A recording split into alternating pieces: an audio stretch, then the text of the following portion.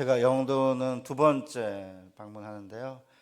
어딘지 모르겠는데 제 동기 형님 목사님이 박근필 목사님이라고, 여기 어딘가 같아. 한번 오후 예배 드리러 왔는데 그때는 이 영도가 아름다운지 몰랐는데 오늘 우리 목사님과 우리 장로님 한 분이 저의 식사를 사주셔서 이렇게 한 바퀴 돌 수 있는데 정말 아름다운 곳이다라는 사실을 깨닫게 되었습니다.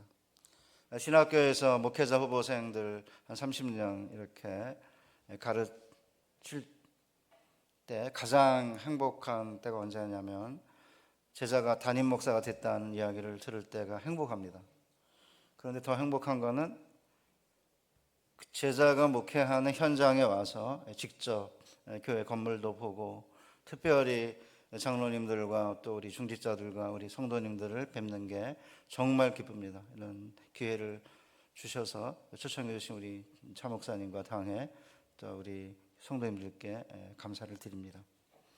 저는 이제 이게 부산의 시온교회 협동 목사로 10년째 지금 섬기고 있는데 맨날 저쪽 해운대 쪽만 있다가 이렇게 영도를 오니까 아기자기한 건 영도가 훨씬 더 아름다운 것 같아요. 해운대는 이렇게 넓고 그런데 그런 면에서 또한 성도님들이 이곳에서 사실은 74년 전에 세웠던 교회가 그래도 비전센터도 괜찮고 또 이렇게 본당에서 예배를 드리면서 또 오늘 목사님 이런저런 얘기 하다가 이제 내년에 이렇게 봉헌을 하기 위해서 성도님들이 또 한 번 헌신을 하셔가지고 이제 마지막 남은 이제 빚을 청산할 수 있게 됐다, 그런 얘기를 듣고 저는 우리 성도님들 잘 알지 못하지만 성도님들의 헌신과 수고로 이렇게 예배를 드리고 다음 세대를 위해서 비전센터를 하나님께 드릴 수 있음, 얼마나 많은 눈물과 기도와 수고가 있었는지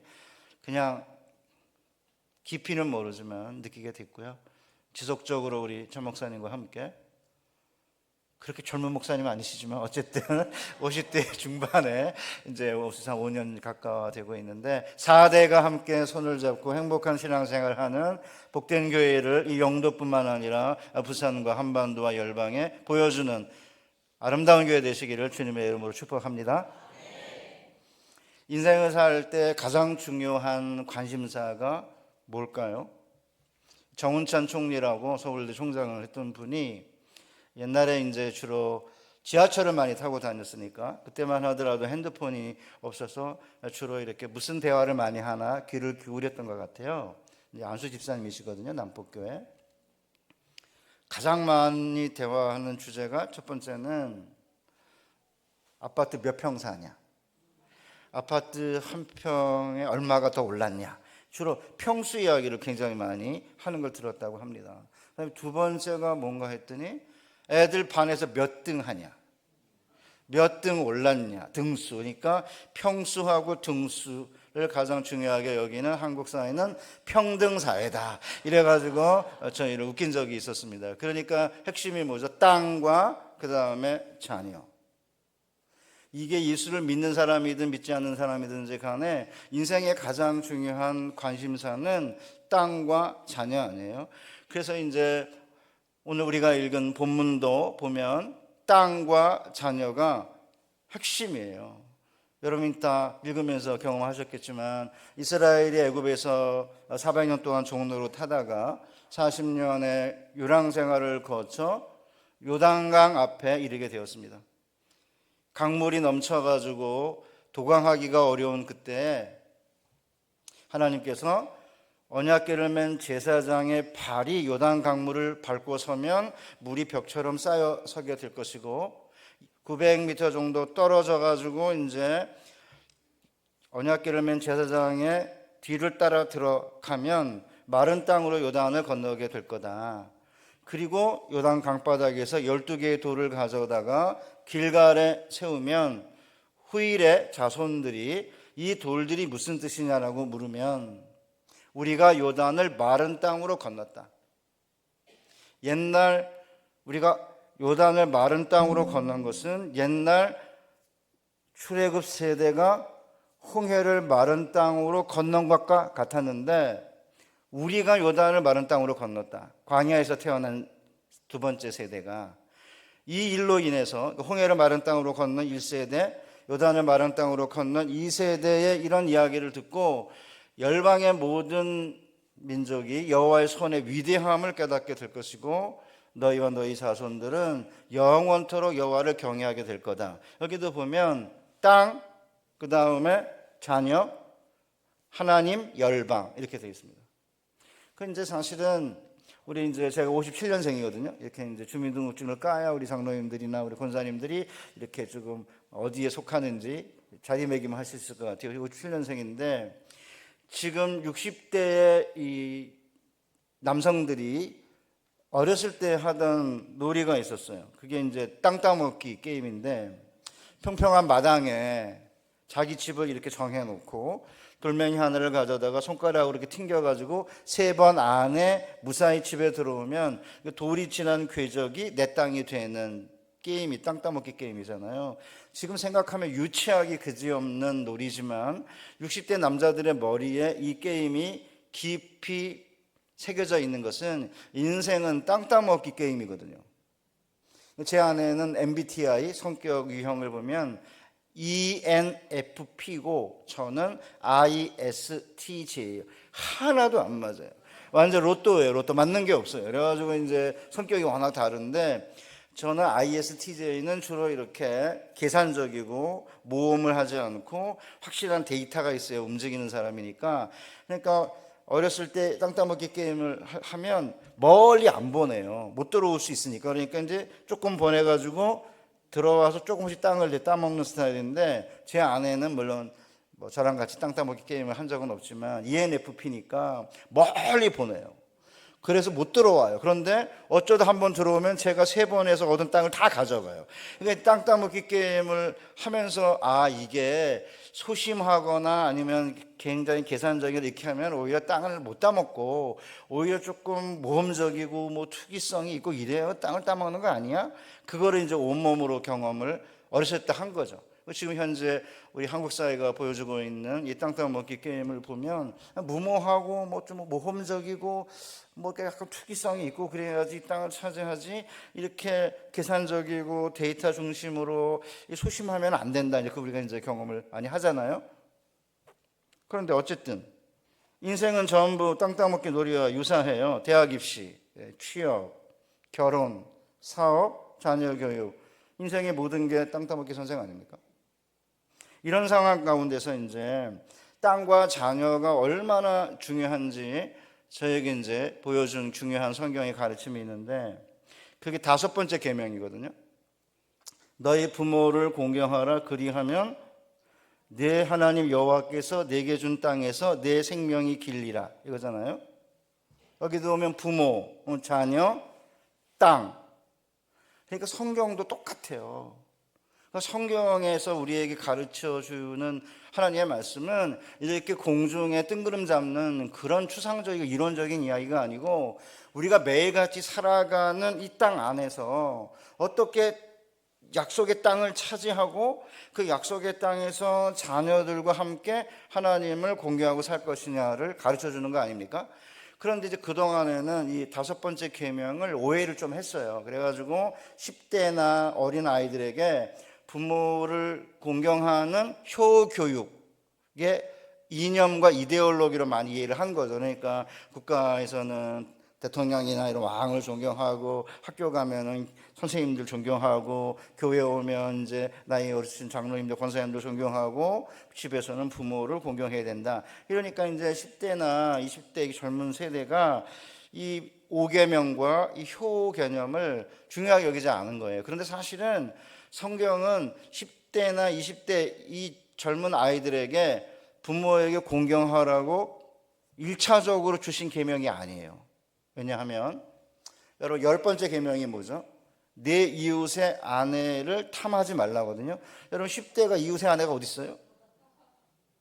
이건 30대 최소한 30대 40대 현재 가정의 중심축인 30대 40대가 1차적인 10계명의 대상이에요. 그럼 뭐를 의미하냐면 30대 40대 여기가 30, 40대가 나이가 들은 60대 70대 그 부모들을 공경하는 모습을 보이면 이제 어린 아이들 10대, 20대 그 이전에 우리 아이들이 자라면서 부모님이 할머니, 할아버지를 공경하는 모습을 보고 자라면 얘네들이 커가지고 30대, 40대가 되고 부모님들이 60대, 70대가 되었을 때에 부모님이 하던 것을 보고 자랐기 때문에 부모님을 경외하게 되면 무슨 일이 생겼냐면 여호와께서 내게 주신 땅에서 우리의 생명이 길어진다는 거죠. 왜요?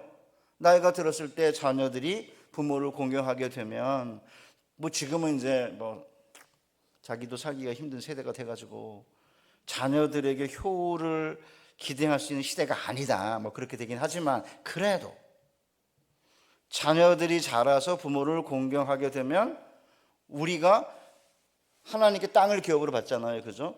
하나님께서 우리에게 부모를 통해서 생명을 주셨어요. 그러니까 자녀들은 부모에게서 하나님이 주신 땅을 기업으로 받고 부모에게서 생명을 부여받은 거잖아요. 그러면 부모와 자녀가 하나님이 주신 땅 안에서 영원토록 하나님을 경외하면서 자녀가 부모를 공경하는 이 흐름이 계속 이어지게 되면 가장 행복한 거죠.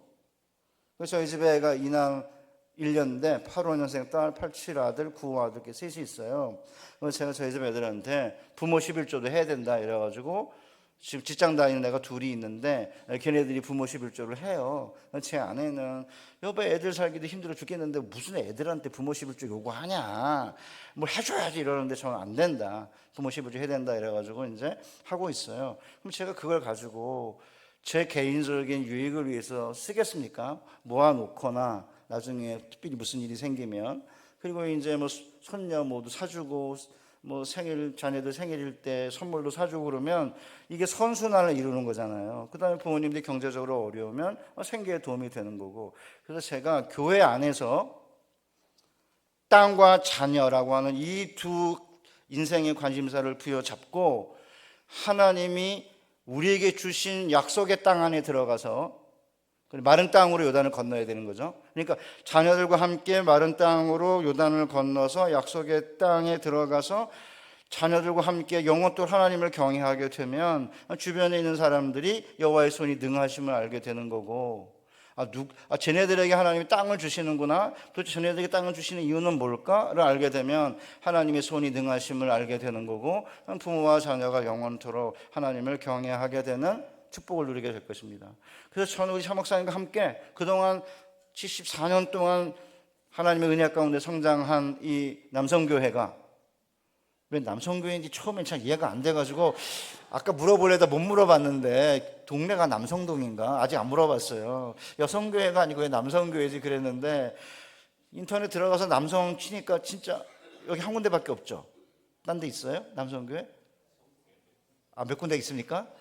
팀앱에는 왜 그냥 남성교회 치니까 부산이 바로 나오는데 아마 남성교회 가운데 대표적인 교회라 그런 것 같은데, 어쨌든 남성교회가 정말 새로운 비전을 가지고 회복을 넘어 부흥으로 나아가면서, 목사님 이번 해 주제로 열방을 주께로, 그러니까 약속의 땅에서 열방에 복이 되는 삶, 이게 제 주제거든요. 근데 저는 열방을 주께로라고 하는 표가 2025년 표인지 몰랐어요. 근데 어저께랑 오늘 교회에 들어가서 장로님 얼굴도 좀 보고 교회 역사도 보려고 들어가니까 열방을 주께로라고 되어 있어서 하나님의 섭리구나 라는 사실을 깨닫게 되었습니다.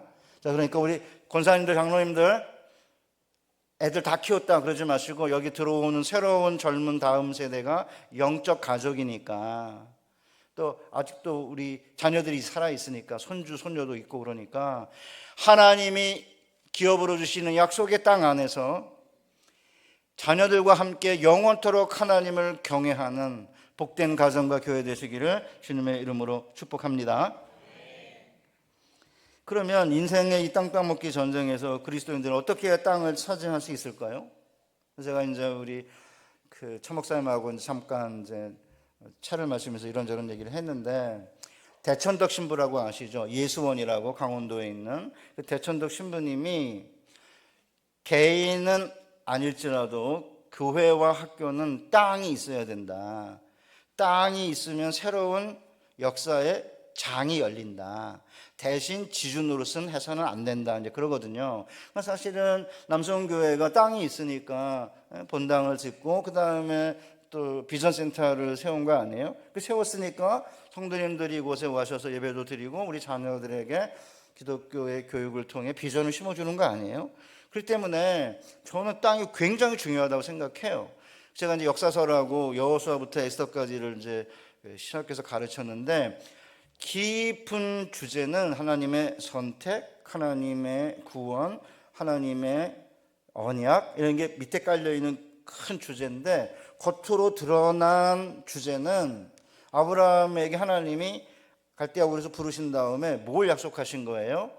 동서남북으로 걸어봐라. 그 땅을 너와 내 자손에게 주겠다. 그러니까 땅이고요. 그 다음에 뭐죠? 하늘의 별같이 땅에 모래같이 많은 후손 주겠다. 그러니까 땅과 후손이에요. 이걸 가지고 몇 사람들이 오해해가지고 무슨 기복주의냐 아닙니다. 하나님의 백성들이 하나님이 주시는 땅을 약속의 땅을 우리가 받아야겠다 이런 확신을 가지고 비전을 가져야 되는 거고요. 그 땅 안에서 우리가 자녀를 낳아야 그 자녀들이 대를 이어서 이제 하나님을 섬기면서 하나님의 나라가 확장되는 거 아닙니까? 그런 면에서 이제 어떻게 우리가 땅을 차지할 수 있는지를 심각하게 고민해야 되는데 예수님이 산상수훈에서 마태복음 5장 5절에서 온유한 자는 복이 있나니 저들이 땅을 기업으로 받을 것이며라고 했습니다. 우리 사랑하는 남성교회 성도 여러분, 온유한 자가 땅을 기업으로 받는다. 이해가 되십니까? 온유라는 게 따뜻할 온의 부드러울 유인데 온유해가지고는 땅을 차지하기는커녕 가지고 있던 땅도 잃어버릴 것 같지 않아요? 따뜻하고 부드러워가지고 무슨 땅을 차지해? 그런 느낌 드시죠? 예를 들어 이제 대학 입시하고 취업만 해도 온유해가지고는 성공할 것 같지 않아요.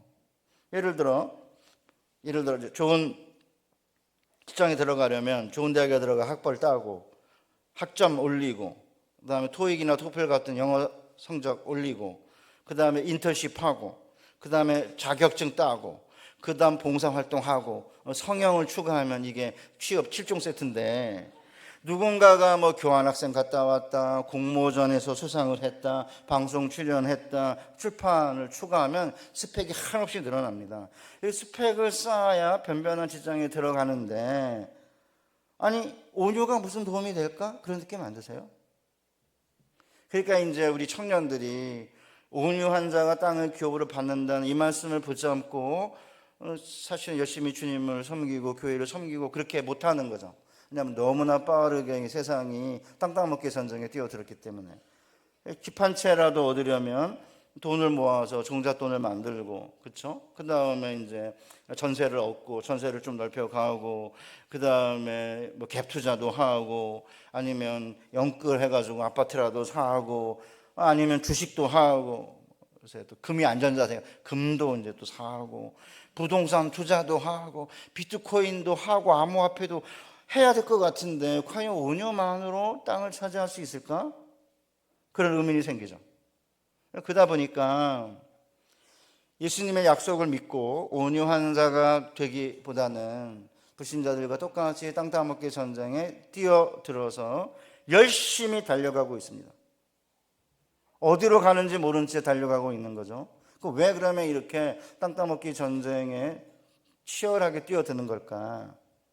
우리의 삶이 너무나 이제 냉혹해가지고 한번 경쟁에서 뒤처지면 영원히 땅을 차지하지 못할 것처럼 느껴지기 때문인 거죠. 그래서 이제 막내가 95년생인데 직장에 작년에 들어갔는데 점심 식사 시간에 뭐 이렇게 중직 임원들 뭐 이렇게 만나면 야 지금이라도 경매라도 강남에 빌라라도 사야 된다 이러는 거예요. 아니 걔가 빌라를 경매로 살 돈이 어디 있어요? 95년생이 결혼 한 3주 전에 했거든요. 그래가지고 지금 이제 잠실 쪽에 이제 빌라에 조금만 이제 방 얻어가지고 결혼을 했는데, 그러니까 이제 그분들이 볼 때에는 자기들의 경험으로 볼 때 강남 불패다. 강남에 빌라라도 사야 된다. 뭐 이제 이런 거죠. 사실은 뭐 이 아파트 값이 엄청난 속도로 지금 올라가고 있잖아요. 그러다 보니까 이제 제가 이제 93년에 분당에 이제 그 전세로 들어갔는데 32평 아파트가 전세가 6천만 원이었고 매매가가 1억 3천이었어요. 지금 15억 뭐 이런다고 그래요. 그러니까 이제 젊은 세대가 30대, 40대 여기가 저희 때만 하더라도 그래도 이제 뭐 살다가 보면 집 한 채는 없겠지? 그런 막연한 기대가 있었고요. 그게 뭐 달성하기 어려운 상황은 아니었거든요. 근데 지금 생각하면 제가 93년에 아무것도 없는 상태에서 양쪽 가문이 다 이렇게 굉장히 가난하기 때문에 아무도 도와주지 않았는데 학교에서 봉급을 그래도 많이 받잖아요. 학교 교수는요. 그런데도 불구하고 학교에서 3천만 원 무이자로 꽂아가지고 3천만 원을 은행에서 이제 대출 받아가지고 꾸려 나가는 게 굉장히 힘들었어요. 부모님 봉양해야죠. 자녀 셋 키워야죠. 이렇게 하는데 1억 3천이었는데 못 샀죠.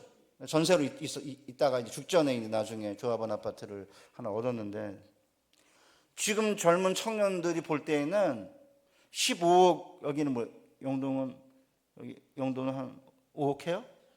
4억? 5억. 그러면요 한번 보실래요?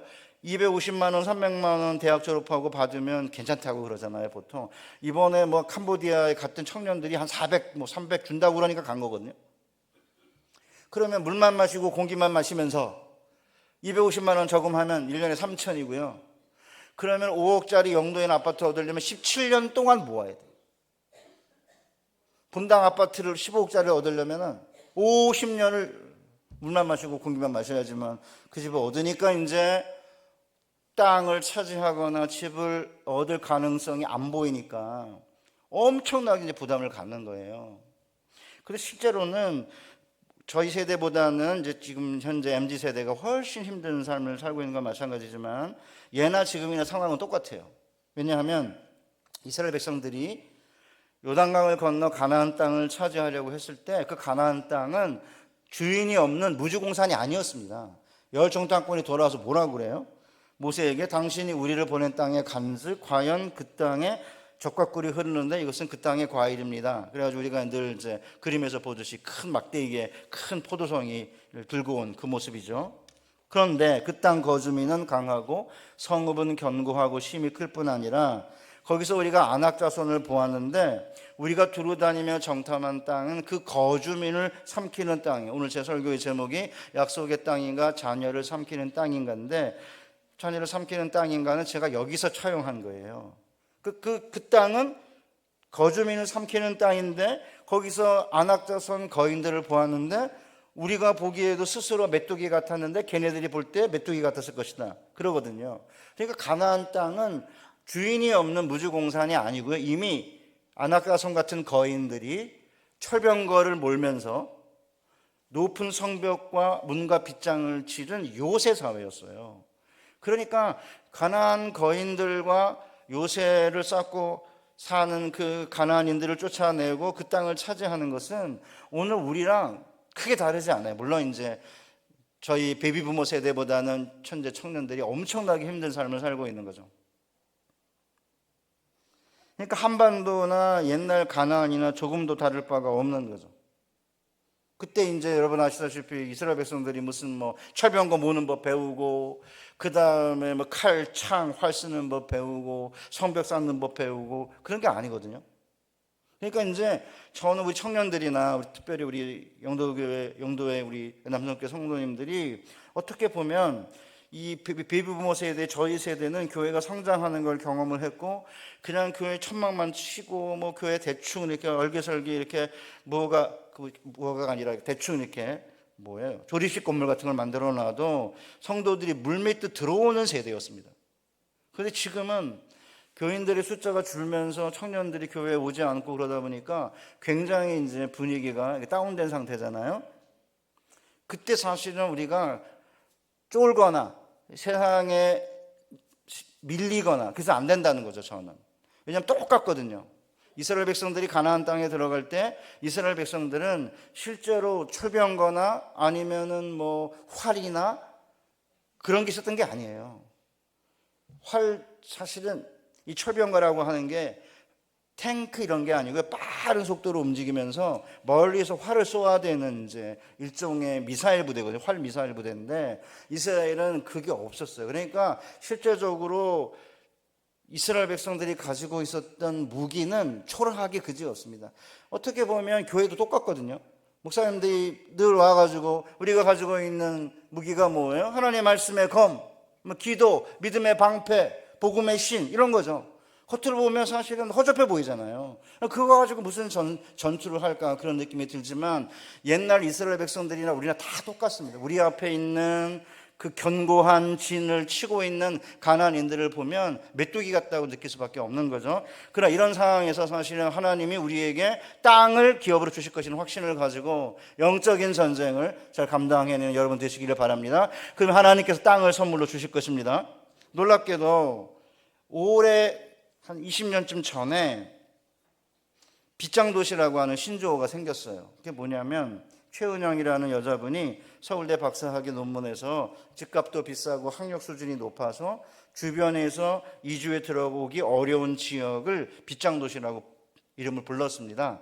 그래서 이제 서울에서는 강남구, 서초구, 송파구 요 세 개의 구를 가리켜서 빗장도시라고 한 거예요. 빗장을 지른 도시라는 거죠. 문과 빗장, 성벽을 쌓고 문을 달고 빗장을 질러서 이제 들어오지 못하게 만들었다는 건데 일부러 들어오지 못하게 한 게 아니고 거기에 좋은 학원이 많거든요. 제가 이제 휴문고등학교 출신이에요. 옛날에는 창경궁이라고 비원 옆에 있었어요.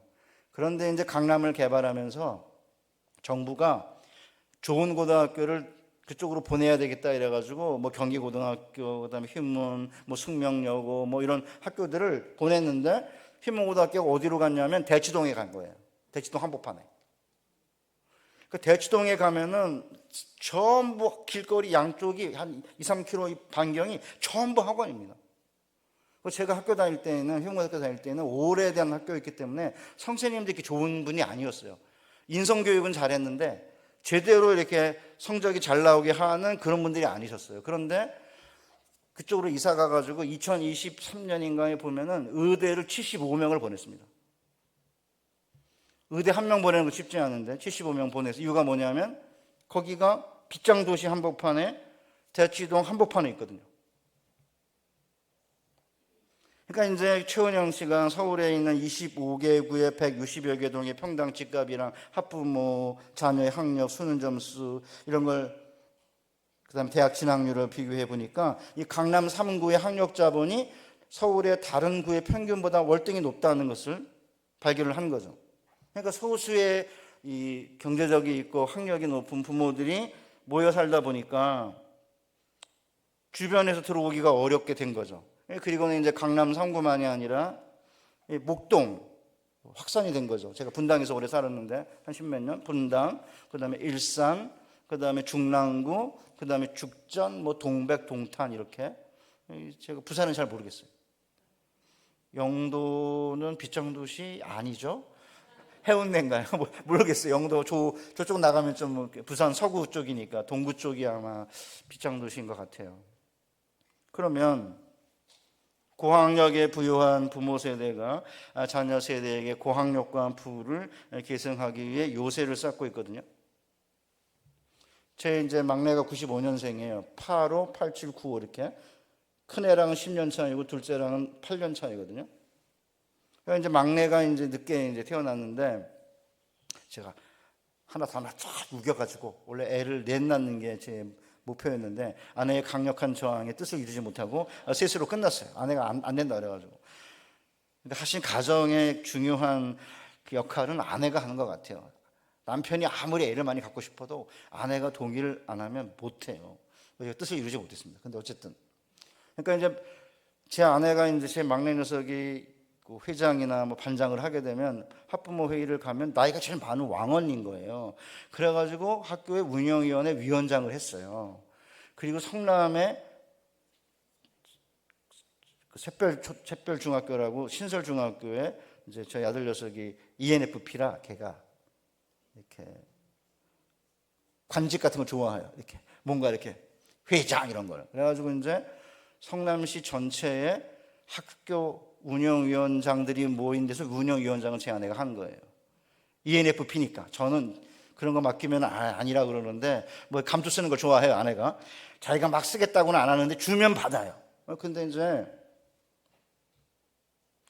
중학교 3학년 때인데 여보, 운영위원회 위원들 가운데 뭐 재벌 뭐 며느리도 있고 막 엄청나더라고요. 근데 고등학교 특목고 뭐 이런데 외고를 보내려고 학원 과외 봉사활동은 말할 것도 없고 방송 출연, 논문 게이제, 도서 출판을 한다는 거예요. 그래서 제가 미쳤나? 이랬습니다.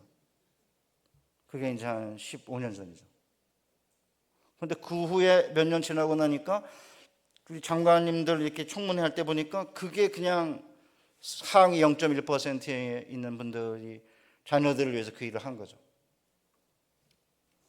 우리 사랑하는 성도 여러분, 그러니까 지금은 이제 3살 때 영어 유치원 보내고 제 딸내미가 이제 서초동에 살거든요. 손녀를 낳았어요. 지금 이제 40개월 됐습니다. 그러니까 이제 어린이집 보내는데 유치원을 이제 보내야 될 것 같은데 서초동 뭐 다 영어 유치원이고 일반 유치원이 몇 개 없는데 이제 제 딸내미는 이제 일반 유치원 보내려고 그래요. 그쵸? 영어 유치원 뭐 하냐? 제 딸내미가 알아보니까 5살 된 애들이 비만을 주제로 영어로 프리 토킹을 한대. 아니 무슨 한글도 아니고 어떻게 영어로 5살 애들이 그 프리 토킹을 해요. 그러니까 이제 저희 딸내미는 저랑 약간 생각이 비슷하니까 그건 안 된다 이래가지고. 근데 진짜 재밌는 건 뭔지 아세요? 이제 어린이집을 다니는데 유치원 보내려고 유치원을 알아보려고 그러니까 어린이집 원장이 제 딸내미한테 다둥이가 아니면 추천 아예 못 들어간대요. 다둥이부터 뽑으니까. 그러니까 아마 유치원 못 갈 거다. 어린이집 1년 더 다녀야 될 거다. 이렇게 예언을 했다고 그래요. 뭐 어쨌든. 그리고는 7세가 되면 의사를 시키겠다고 7세 고시를 하지 않아요? 그렇게 하면은 그러면은 진짜 땅을 차지하고 빗장도시 한복판에 들어가서 진정한 행복을 누릴 수 있을 거냐? 적지 않은 그리스도인들도 성벽 쌓고 문과 빗장 만들어 달면서 자녀 교육에 올인하면은 땅을 차지할 수 있을 것이라고 열심히 달려왔죠. 지난 50년 동안 한반도에 무슨 일이 생긴지 아십니까? 영화감독 장진이라는 친구가 방송에 나와가지고 자기가 이렇게 벽에 붙여놓은 메모를 소개한 적이 있었는데 도착해 보니까 지옥이었다. 저는 이 장진 감독이라는 사람의 이 표가 너무 와서 가슴에 닿았어요. 왜냐하면 여러분 보세요. 제가 아까 설교를 시작하면서 청년들 얘기했는데 청년들이 한 10여 년 전부터 헬 조선이라고 그래요. 우리나라를. 헬은 지옥이고 조선은 한반도를 낮춰 부르는 말이잖아요. 한반도가 지옥이라는 거죠. 저는 처음에 쟤네들이 미쳤나? 저희 우리 베이비부모 세대가 볼 때에는 너무 가난하게 자라서 지금 이렇게 사는 것도 행복해 죽겠는데 쟤네들이 미쳤나? 토끼리 밥통에서 밥을 먹고 그래도 굶지 않고 살고 있는데 왜 얘가 지옥이야? 이제 그런 생각을 저도 처음에 했었죠. 그러다가 이제 청년들 만나고 우리 애들이 물어오는 세상 이야기, 청년들 이야기를 들으면서 헬 조선이라고 할 만하다 그런 느낌을 받은 겁니다. 왜냐하면 지금 MZ 세대는 단군 이래에 부모보다 못 살게 된 첫 번째 세대인 거죠. 저희 아버님, 저희 어머님, 제가 중학교를 졸업하면서 부모님의 학력을 초월했습니다. 저는 넘어섰습니다 이미. 서울 강남에 가면 대학생들이 굉장히 의기소침해 있어요. 착해요. 왜냐하면 아무리 열심히 공부해도 부모님만큼 좋은 대학을 못 가고 부모님만큼 좋은 직장을 못 가니까 애들이 의기소침해 있습니다. 패기, 혈기, 도끼 이런 게 없어요. 착해, 너무너무 착해요 애들이. 근데 저희 세대는, 우리 비부모 세대는 조금만 해도 부모님을 능가했죠. 학력도 능가하고 살림살이도 좋아졌잖아요. 근데 지금 이제 아까 제가 말씀드렸잖아요. 이 청년들은 250만 원, 300만 원 직장을 얻는 것도 쉽지 않죠. 다 그래도 대학은 그래도 졸업을 했는데 결혼하려고 하니까 뭐 집값이나 전셋값은 뭐 하늘 높은 줄 모르고 치솟았죠. 직장 구하기 쉽지 않죠. 직장 구했다가도 또 뭐 잘리죠. 그러니까 희망이 없는 거예요. 그래서 사실은 우리 저희 비부모 세대나 우리 신앙의 1세대들이 청년들을 귀하게 여기고, 그래도 교회 나오는 청년들은 진짜 소중한 거고요. 이 청년들에게 땅을 하나님이 선물로 주신다. 그래서 청년 집회 가면 제가 큰 소리로 얘기합니다. 하나님 의지하고 하나님 바라보고 하나님만 소망하면 요단을 마른 땅으로 건너게 되고, 하나님께서 이스라엘 백성들에게 이야기했던 것처럼 너희가 짓지 아니한 집에, 너희가 파지 아니한 샘물을, 너희가 심지 아니한 포도원의 과실을, 너희가 채우지 않는 집안의 물건을 사용하게 하실 것이다. 그때 여호와 하나님을 잊어버리지 말아라 했던 것처럼 하나님이 주신다. 하나님 땅도 주실 거고, 직장도 주실 거고, 배우자도 주실 것이고, 집도 주실 것이고, 직장도 주실 것이다. 그러면 청년들이 호응이 좀 달라졌어요. 제가 이제 한 3박 4일 이렇게 2박 3일 어느 교회에서 집회를 했는데, 청년들이 첫날 이제 듣고 제 이 설교를 듣고는 계속 나오더라고요. 그러더니 마지막에 사진 찍자 그러는 거예요.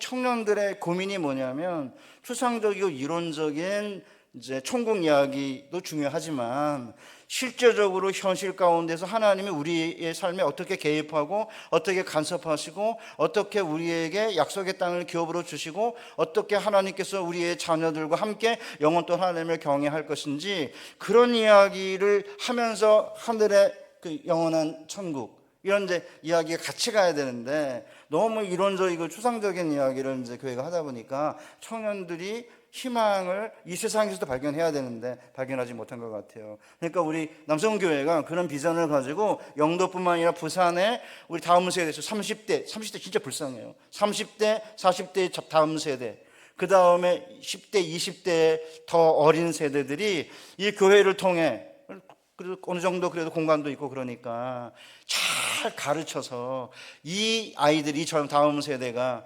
남성교회를 통해서 하나님이 땅을 선물로 주실 것이라는 기대와 희망을 가지고 하나님을 의지하고 하나님 바라보고 소망하는 그런 복된 교회가 되시기를 바랍니다. 자, 그러면 이제 한 50년 동안 열심히 노력해가지고 빗장도시 안에 들어왔어요. 자녀교육에 올인해가지고 자녀들이 원하는 대학과 직장에 들어갔는데, 그 사이에 자녀들이 하나님이 누구인지 모르게 되고 세상이 교회보다 좋아서 교회를 떠나는 일들이 비일비재하게 생겼습니다. 왜 이런 일이 벌어질까요? 예를 들어 주일성수 같은 경우에도 학원을 가기 위해 주일성수를 하지 않는 게 이제 예사일이 됐잖아요. 주일에 공부하지 않고도 원하는 대학을 갔다는 1970년대, 80년대 간증은 전설 따라 삼천리가 된 거죠.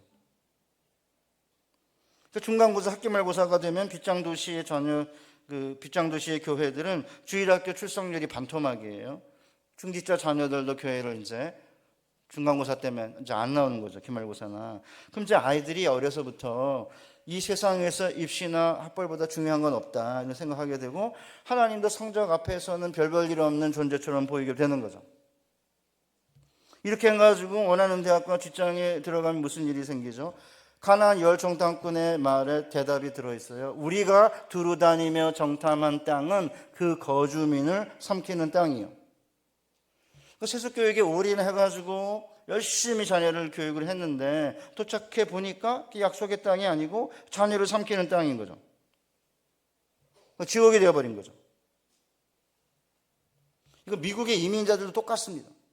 제가 한 7, 8년 전에 뉴욕 옆에 뉴저지라고 있는데, 그 뉴저지에 꽤 큰 교회가 있어요. 거기서 이제 집회를 인도한 적이 있는데 제 제자가 거기 부목사로 있었습니다. 저한테, 목사님,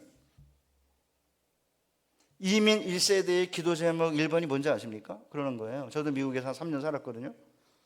2년은 공부하고 1년은 안식년으로 가 있었는데, 만나는 모든 이민 1세대 부모님들이 왜 왔냐고 물어보면 한 명도 빠뜨리지 않고, 제가 여쭤본 이제 부모님들은 자녀 교육 때문에 왔다고 그럽니다.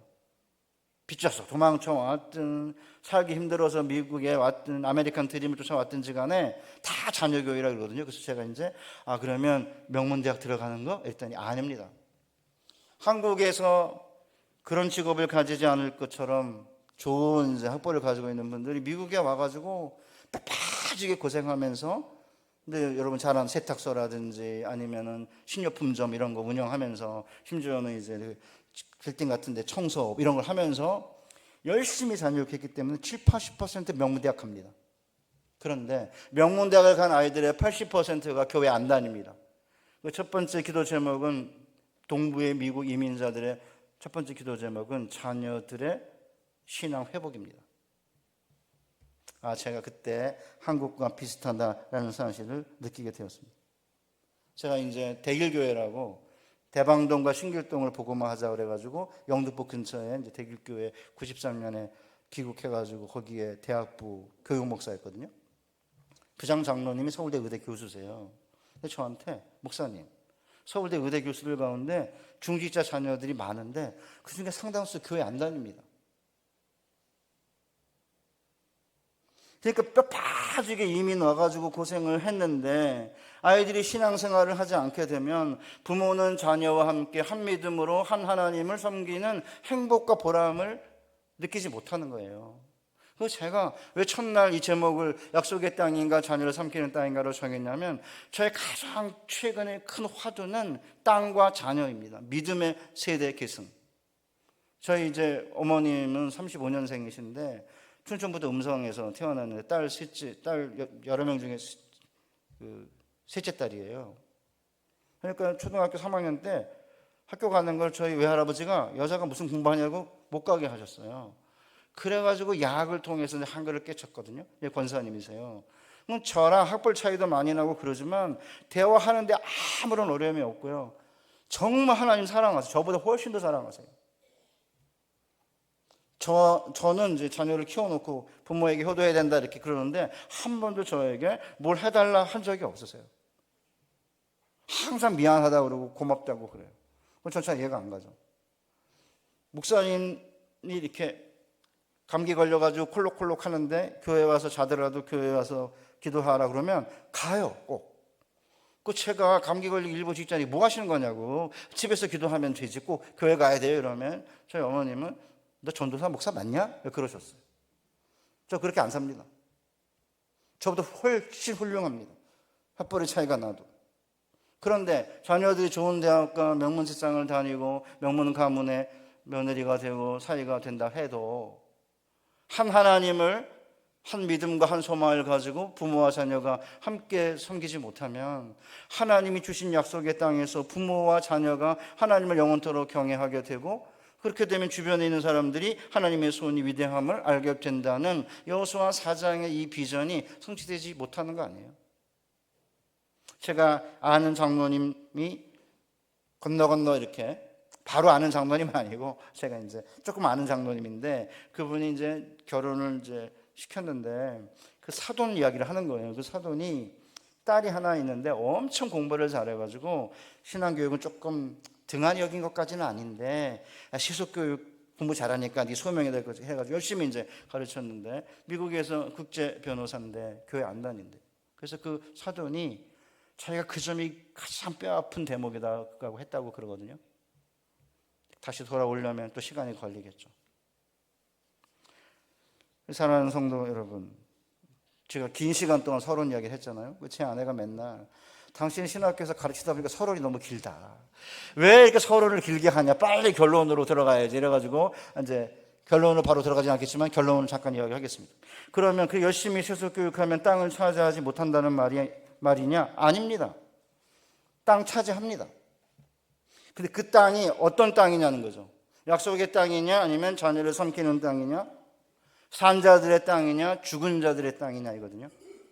시편 142편 5절에 보면 여호와여 내가 주께 부르짖어 말하기를 주는 나의 피난처시요 살아있는 사람들의 땅에서 나의 분깃이시라 하였나이다. 그러니까 살아있는 사람들의 땅이 있는 거죠.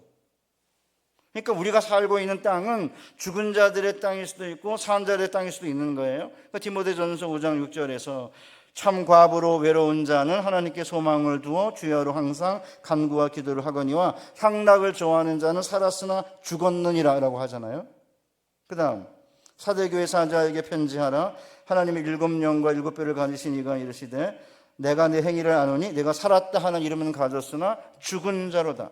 그러니까 사실은 여러분 보세요. 이렇게 어떤 사람들 정말 부유하게 잘 살고 굉장히 평온해 보이고 굉장히 잘 나가는 것처럼 보이는데 이렇게 들여다보면 죽은 자들의 땅 같지 않아요?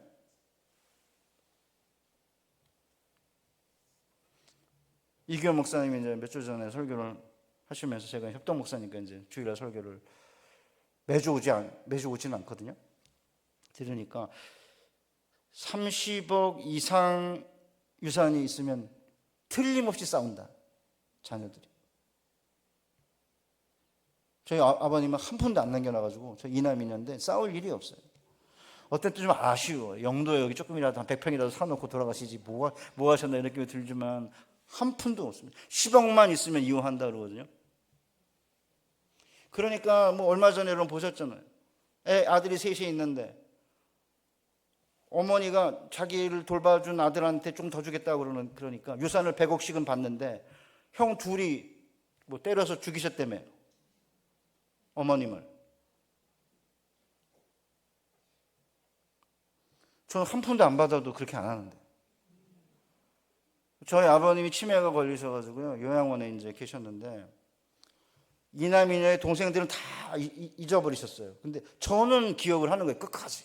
그래서 제가 한 푼도 안 주면서 도대체 왜 나는 끝까지 기억을 하는지 모르겠다 이래가지고 이제 요양원의 간호사한테 물었어요. 이 아버님 왜 이러시니까 했더니 아버님 이게 치매라는 거는 가까운 건 잊어버리고 옛날 건 안 잊어버리니까, 아버님을 제일 먼저 낳았으니까 동생들은 다 잊어버리고 제일 먼저 낳은 아들이니까 안 잊어버리는 겁니다 이러시더라고요. 그리고 이제 언젠가 낙상이 생겨가지고 병원에 입원하셨는데 가서 이렇게 저 누구예요? 그러니까 알았는데 지금은 누군지 모르겠어요. 이제 가실 날이 다 됐구나 했더니 1년 안에 가셨습니다. 그러니까 저는 살아있는 자들의 땅이냐 죽은 자들의 땅이냐가 중요하잖아요. 그러니까 어떠한 상황에서도 하나님만 신뢰하는 온유한 사람이 되면 하나님께서 땅을 기업으로 주시는 것이고 그때 그 땅은 산자들의 땅이 되는 거예요. 그래서 시편 기자는 27편 13절에서 내가 산자들의 땅에서 여호와의 선하심을 맛보게 될 줄을 확실히 믿었도다라고 한 거죠. 그러니까 우리 남성교회 우리 성도님들이 이 세상 사람들이 뭐 땅을 차지하고 거기서 부유해지고 이런 건 너무 그렇게 선망하고 좋아하지 마시고요. 그 사람들이 사는 땅이 자녀들을 삼키는 땅이고 죽은 자들의 땅이라고 한다면 그 땅 아무 의미 없어요.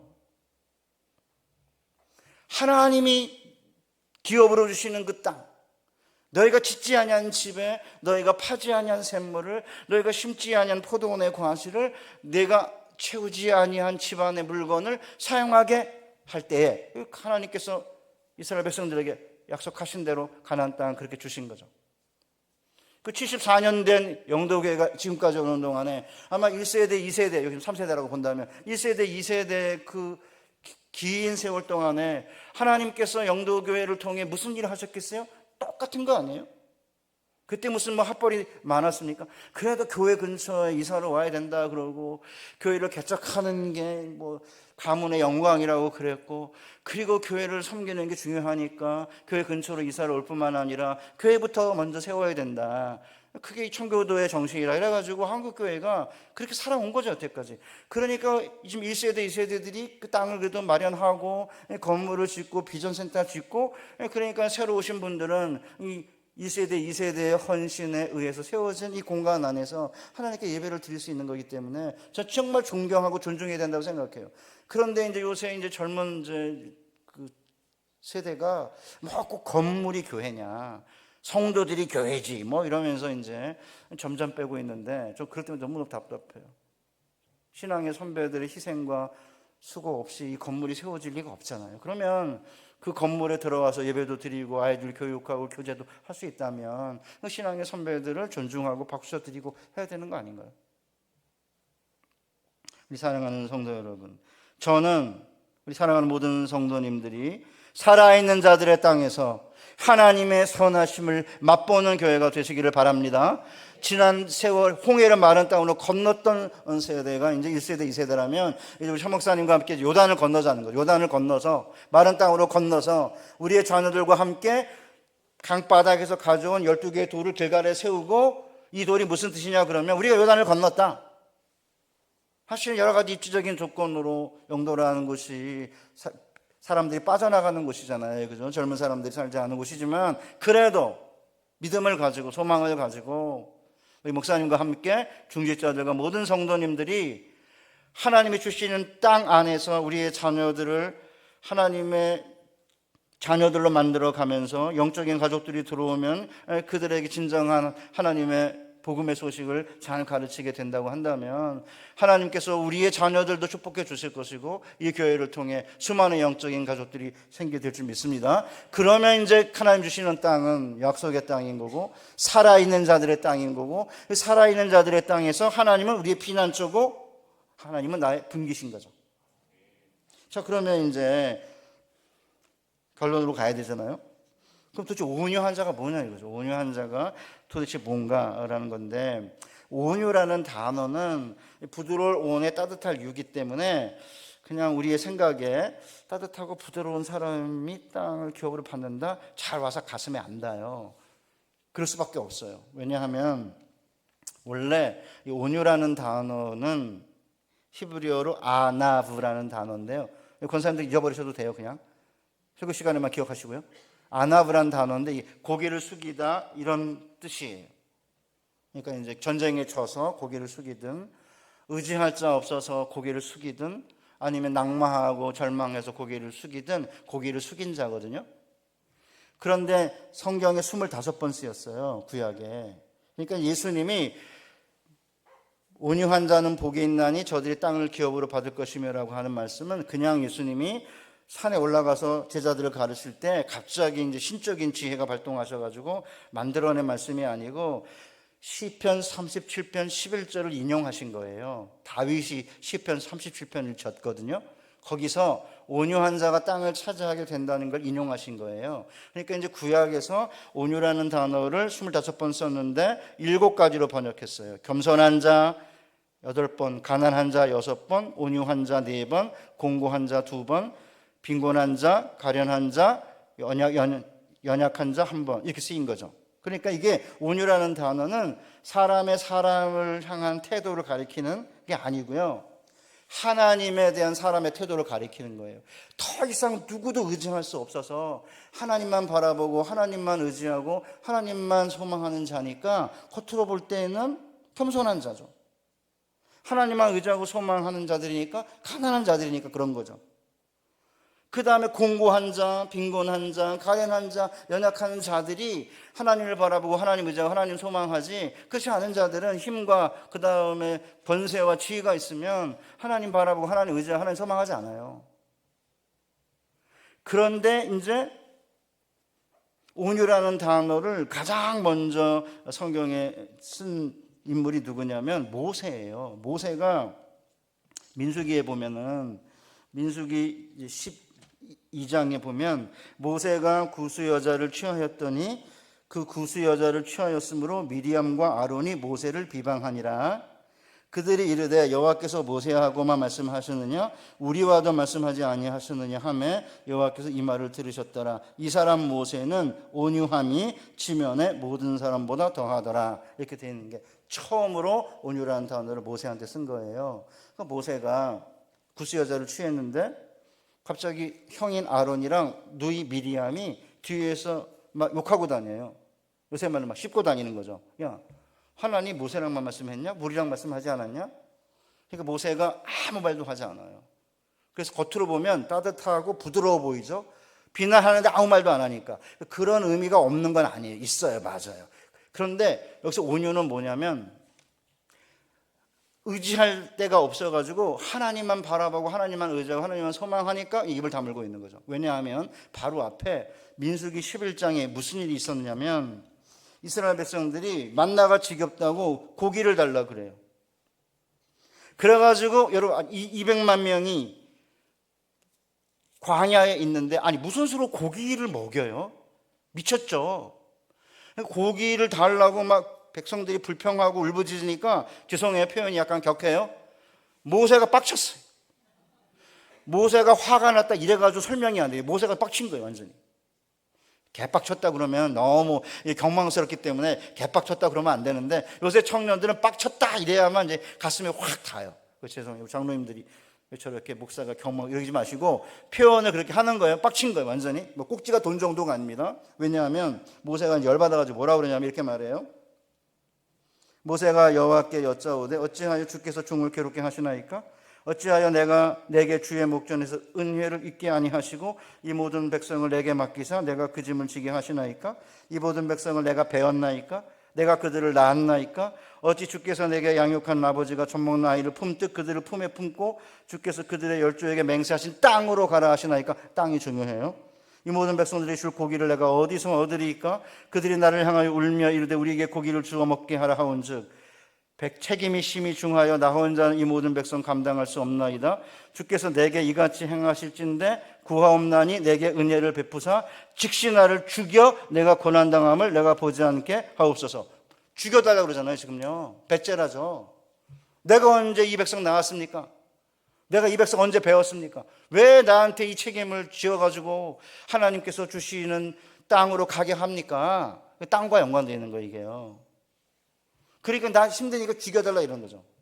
그 지금 이제 죄송해요. 모세가 빡쳐가지고 이스라엘 백성이 고기 달라고 그러니까 이제 하나님께 죽여달라고 그러는데 형이랑 누나가 그 상황을 보고 도와주기는커녕 뒤에서 계속 모세가 그만 말씀했냐? 우리랑 말씀하지 않았냐? 이러니까 이제 모세가 어떻게 된 거죠? 처참한 상태가 된 거예요. 그래서 일부 학자들은 이 아나브라는 단어를 처참함으로 번역해요. 모세는 그 처참함이 이 세상에서 가장 심했던 자다 이거죠.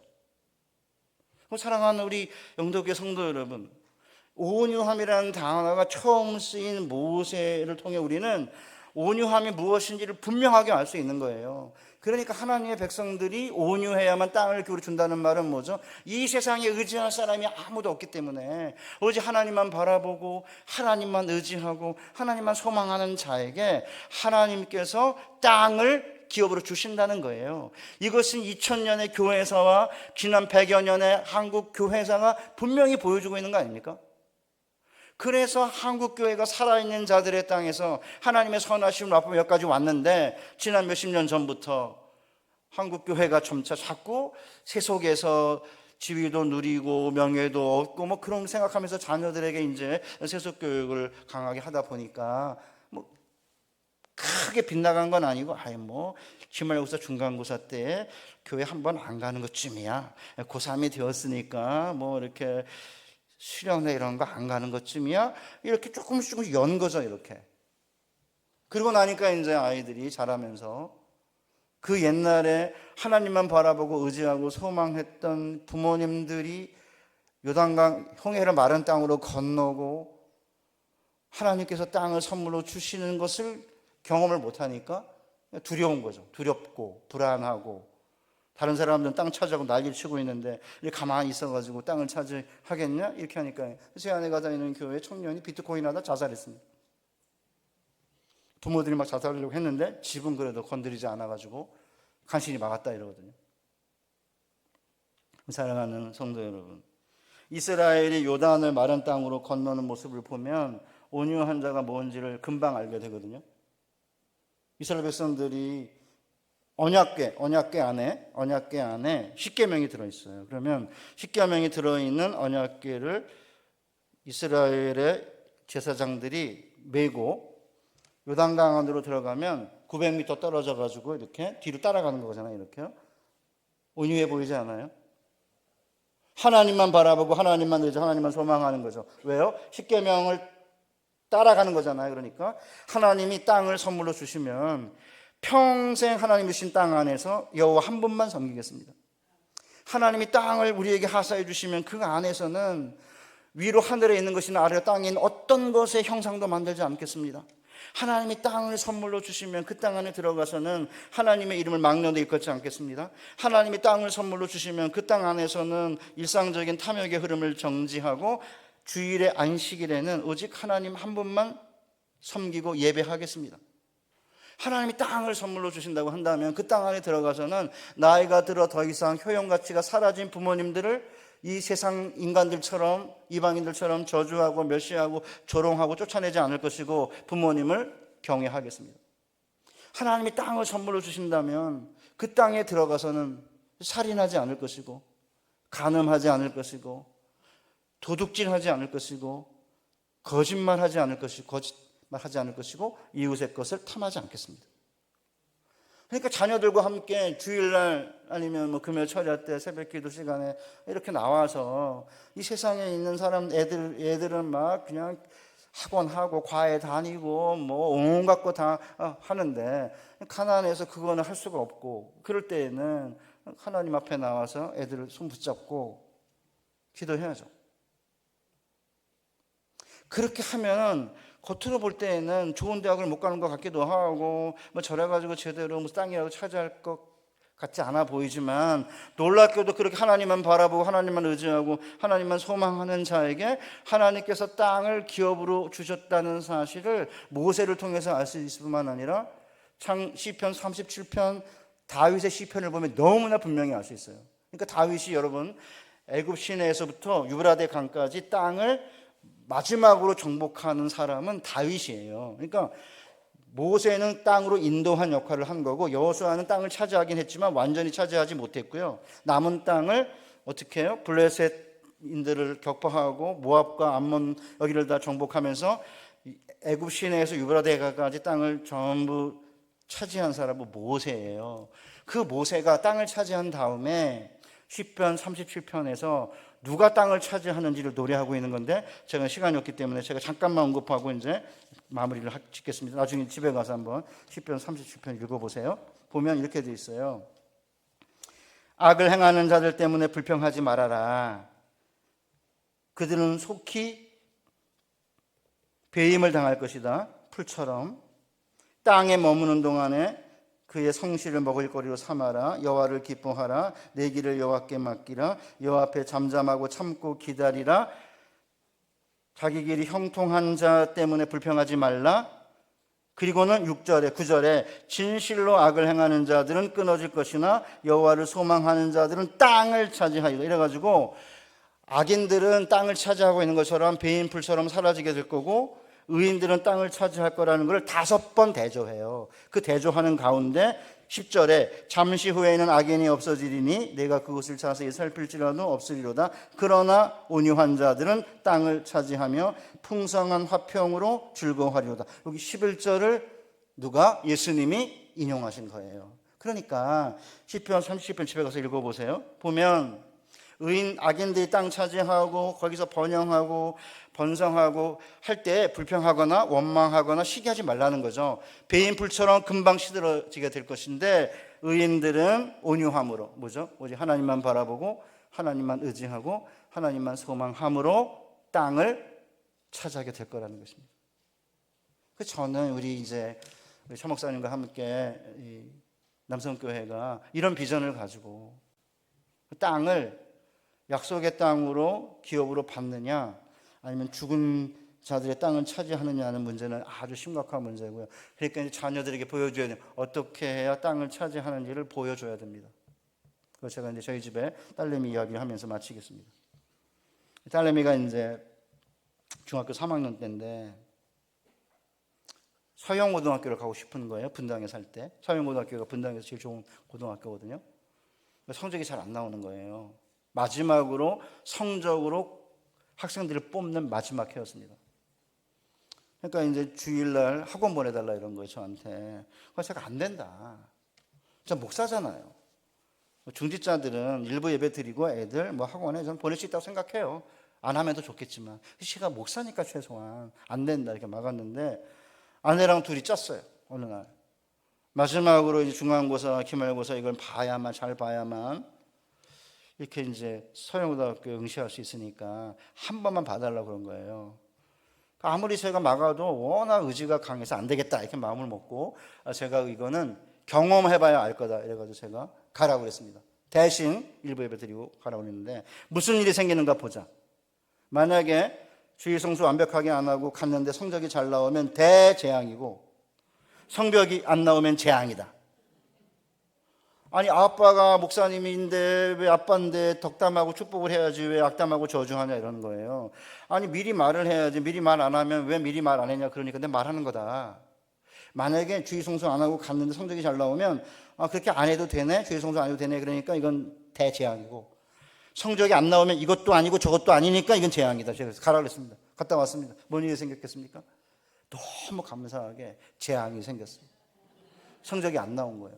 딸내미가 아무리 봐도 다른 건 변수가 없는데 딱 그거 하나만 변수가 생긴 거죠. 그래서 그 다음부터는 안 갑니다. 무슨 일이 생겼을까요? 서영고등학교 붙었을까요? 떨어졌습니다.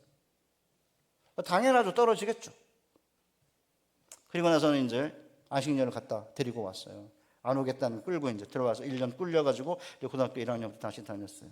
이제 학원을 다니는데 2개를 다녔어요. 영어는 곧잘 하니까 이제 국어랑 이제 수학 다니는데 학원 하나 더 보내게 해달라는 거예요. 그래서 제가 아빠가 학교의 선생으로 봉급을 많이 받으니까 얼마든지 너 보낼 수 있지만 야, 너 하나 사교육에 학원 3개 보내면 그 당시 한 80만 원, 지금부터 한 25년 전이니까 그 정도 드는데 아니 어떻게 목사 자녀 중에 첫째 딸을 사교육을 위해서 그때 안산공단의 여자 공원이 한 100여만 원 받을 텐데 어떻게 8, 90만 원을 너한테 쓰니? 둘째. 우리가 다 하면 하나님이 간섭하고 개입할 공간이 어딨냐 도대체. 없다. 너희는 가만히 서서 너희를 위해 행하시는 하나님의 구원을 보라 그랬으니까 우리가 다 하면 안 되고 하나님이 개입할 공간과 간섭할 수 있는 룸을 만들어 놔야 된다. 안 된다고 그랬죠. 그러니까 이제 딸내미가 도대체 다른 집은 애들이 학원 안 간다는데도 부모가 보내는데 도대체 우리 집은 애가 간다는데 왜 못 가게 하냐고 불평 많이 했습니다. 제 아내도 뭐라고 잔소리하고 무슨 일이 생겼을까요? 재수했습니다. 저는 무슨 얘기를 하려고 하면 그렇게 하면 막 순식간에 대로가 열리고 그런 게 아니에요. 하나님 보고 계시는 거죠. 이렇게 어떻게 하나 얘가 지금 재수를 하고 그 다음에 지금 이제 대학에 들어가고 그 다음에 대학원 졸업하고 지금은 소아정신과 의사로 성모병원에서 일하고 있어요. 또 자세한 얘기 제가 안 하려고 그래요. 그러니까 떨어지고 재수하고 그때 제가 이제 여러분에게 부탁이 뭐냐면 가난해서 학원 과외 많이 못 시키면 미안하다고 너무 많이 말하지 말고 한 2번만 미안하다 그러고 원하는 대로 못해서 미안하다 하고 그 다음에 자녀 위해서 기도하고 자녀와 함께 손잡고 예배당에 나오고 자녀와 함께 기도하고 그렇게 하면 하나님께서 때로 중간에 어려움이 있고 그래도 그걸 극복하게 하세요. 누가 위험하냐? 경제적으로 여유가 있는 분들이 위험하세요. 왜냐하면 여유가 있으니까 해줄 수 있거든요. 해줄 수 있으니까 이제 주일날도 그냥 학원도 보내고 과외도 이렇게 하다 보면 아이들이 자라면서 하나님이 가장 먼저다 그런 걸 경험을 못하게 되는 거고 그렇게 되면 나중에 내가 다 했다고 생각하죠. 딸내미가 소아과니까 굉장히 힘든 시기를 몇 년을 보냈어요. 의료 사태 때문에. 그래서 어떤 때에는 딸내미를 낳았는데 딸내미를 제대로 못 보고 맨날 단기 써고 그러니까 어느 날 이렇게 불평이 생겼어요. 저한테. 뭐라고 막 그러는 거예요. 그래서 제가 소명이다. 그거는. 만약에 네가 아무리 잘해도 애를 네가 아무리 잘 키워도 하나님만큼 못 키워. 네가 네 소명 잘 감당해내면 하나님 키우실 거야. 걱정하지 마라. 그랬더니 막 불평을 더 세게 하는 거예요. 소명이 어쩌고 저쩌고 소명이 뭔데. 그래서 제가 확 열받아가지고 그따위로 하면 네가 원하는 거에 정반대 일이 생길걸. 그리고 제가 하고 싶은 말이 있었는데 참았습니다. 그게 뭐냐면 네 소명이 끝나는 날 네 생명도 끝나. 그러는데 그 말은 못하겠더라고요. 그래서 참았습니다. 전 제 얘기하는 말이에요. 목사로서의 저의 소명이 끝나는 날 저의 생명은 끝난 거예요. 사랑이 없으면 뭐합니까? 죽은 자들의 땅에서 사는 죽은 생명인데. 그래서 저는 지금도 제가 네가 그 자리에 있는 게 네가 잘해서 갔냐? 제가 이제 우리 집에 애가 셋인데 많은 대학에 수시로 썼다가 다 떨어졌어요. 그럼 제가 그걸 다 스크린 다 이렇게 캡처해가지고 다 프린트해 놨어요. 흑역사예요. 우리 아이들의 흑역사인데 끝에 가서 합격합니다가 나와요. 그러니까 네가 잘나가지고 이렇게 된 게 아니고 하나님의 은혜다. 그러니까 하나님의 은혜의 역사. 그런데 겉으로 보면 흑역사예요. 많이 떨어졌어요. 그래서 저는 이제 이 세상에서 교회가 보여줄 수 있는 희망이 뭐죠? 빗장도시 한복판에서 사람들이 어려서부터 아이들을 막 3살 때부터 7살 때부터 막 의사고시 보낸다 그러고 7세 고시 뭐 3세 영어 유치원 그거 보내는 것 자체가 좀 문제. 그런 얘기를 하는 게 아니라 그렇게 해가지고 만약에 원하는 대학과 직장을 가게 됐을 때 그 뭔 일이 생길 수 있느냐를 고민하자는 거죠. 만약에 신앙교육을 철저히 하면서 그렇게 한다면 또 모를까. 신앙교육 약간 등한, 이만큼 등한히 여겼는데 나중에 이만큼 등한히 여기잖아. 이렇게 벌어져요. 그러니까 사실은 우리 사랑하는 성도 여러분, 제가 저희 집 애들한테 늘 아빠의 그 교육의 성패는 아직도 끝나지 않았다.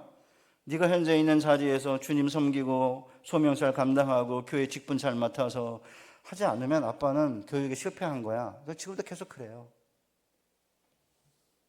그나마 이제 아까 우리 목사님하고 장로님한테 자랑했는데 그래도 이제 딸내미랑 사위가 집사고 저희 막내 둘째 녀석은 사랑부, 장애인부 교사고 저희 막내 녀석 결혼한 걔는 뭐 제자훈련하고 사랑교회에서 리더하고 마을지기하고 지금 신혼부부 다락방에 들어가 있습니다. 그 제가 그 조합 아파트가 하나 있었는데 제가 현재 사는 2층 양옥집으로 이제 이사를 갔어요. 팔고. 왜 팔았냐면 외기만 하고 이제 마실게요. 제가 어느 날 학교에서 학생들을 가르치는데 사무엘상을 가르치고 있었습니다. 사무엘상에서 하나님은 약한 자의 편에 서신다 이렇게 하니까 가난한 자의 편에 서신다 이러니까 갑자기 어떤 친구가 손을 딱 들더니 한 10여 년, 한 15년 됐나요? 교수님은 가난하십니까? 이렇게 돌직구를 날렸어요. 그래서 제가 학교에서 봉급을 많이 받기 때문에 그런 면에서는 가난하지 않다. 그렇지만 그때 저희 부모도 집이 없고 저도 집이 없었고 저희 여동생 하나만 집이 있고 남동생이나 여동생이 집이 없었어요. 내가 언제 하나님이 가난한 자의 편만 서신다고 했느냐. 부자가 여기 있고 가난한 자가 여기 있고 강한 자가 여기 있고 약한 자가 여기 있으면 하나님이 여기 편에 서셔야 이렇게 대등해지면서 서로 대화가 가능하고 소통이 가능하니까 하나님이 약한 자 편에 서신다고 얘기한 거다. 하나님은 부자의 하나님도 되신다. 이렇게 설명을 했어요. 끝나고 나니까 수업 이렇게 나왔어요. 그 친구가. 그래서 제가 부자지? 맞습니다. 아버지가 부자인데 아버지 집에 사는데 그래서 교사들 집에 초대 못합니다. 근데 사실 제가 그 다음에 이제 그 직전에 제가 나중에 내가 집을 2채를 갖게 되면 전화해라 나한테. 내가 얼굴 붉히면서 팔 거다. 집 한 채밖에 소유 안 할 거다. 선언을 했어요. 제 발등 찍은 거죠, 제가. 근데 저는 감사하게 생각해요. 목사니까 그 집을 하나 소유하게 된 건 너무 감사하고 우리 집이 없는 성도들도 많은데 학교에서 이제 봉급을 주니까 이제 마련을 한 거잖아요. 그런데 그래서 이제 조합 아파트를 팔고 이제 걸로 갔어요. 10몇 년 전에, 13년 전에. 그러니까 조합 아파트 죽전에 많이 올랐죠. 그 제가 아내한테 절대 들어가서 얼마 올랐는지 보지 마라. 이제 그래요.